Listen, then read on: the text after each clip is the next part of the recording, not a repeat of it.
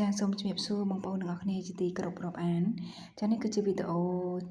ពីសប្តាហ៍មុននាងខ្ញុំបានធ្វើទឹកប្រទាលកន្ទុយក្រពើយកទៅប្រគេនព្រះសង្ឃនិងលោកយាយដែលគាត់សមាធិនៅវត្តគោលទៅតឹងណាចាដោយសារតែពេលហ្នឹងតម្រាំតែឆោតដាក់ដបតម្រាំតែក្លាសេអីរួចរាល់ហ្នឹងម៉ោង5ជាងហើយចៃដន្យភ្លៀងទៀតចានៅទួលប្រហ្នឹងតែខ្មៅភ្លៀងជាងប្តីខ្ញុំគាត់មកចេញពីទួលប្រមកហើយមករៀបចំហើយបានមកដល់វត្តហ្នឹងម៉ោងដូចជាចូល7ដូចជា7ឬក៏7ជាងបាត់ហើយខ្ញុំផ្លេចទៅចាហើយបានមកដល់ទៅចៃដន្យអីយាយគាត់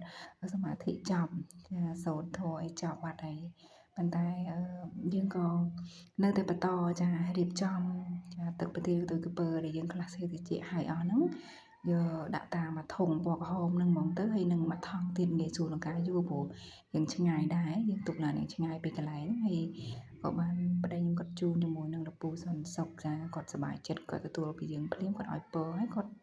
បើកភាសាភ្លាមអញ្ចឹងយើងក៏មានកម្លាំងចិត្តអញ្ចឹងណាចាហើយក៏បន្តដើរទៅឃើញលោកយាយ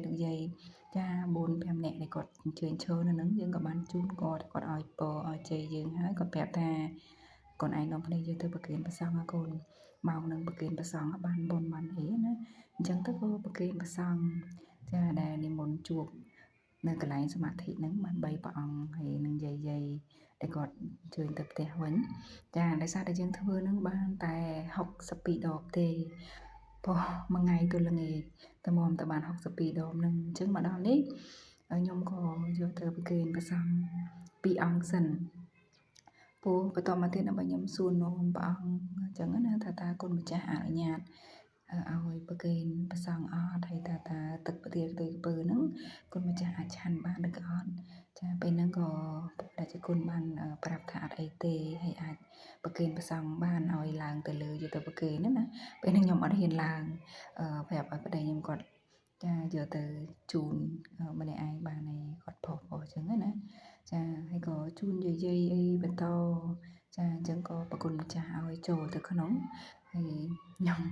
អត់ហ៊ានចូលទៅថតដែរទេគេលួចថតពីចម្ងាយហ្នឹងក៏គុណម្ចាស់ប្រាប់ឲ្យចូលមកក្នុងមកថតឲ្យដល់ក្នុងមកឃើញស្អាតឃើញអីចឹងណាព្រោះទៅសើមែនតើគុណម្ចាស់សិតតែជំនាញខាងកាន់កាមេរ៉ាថតស្អាតកាត់តល្អមែនតើហើយដូចអញ្ចឹងទៅខ្ញុំអត់ហ៊ានចូលទៅក្នុងទេគ្រាន់តែនៅស៊ូមពីឆ្ងាយបន្តិចដែរហើយប្តីខ្ញុំក៏គាត់ចាប្រគេនព្រះសង្ឃគ្រប់ព្រះអង្គហើយក៏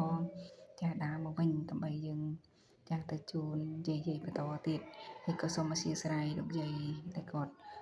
ជួយអង្គុយនៅខាងលើដែលយើងអត់បានឡើងទៅជូនដល់ព្រោះថា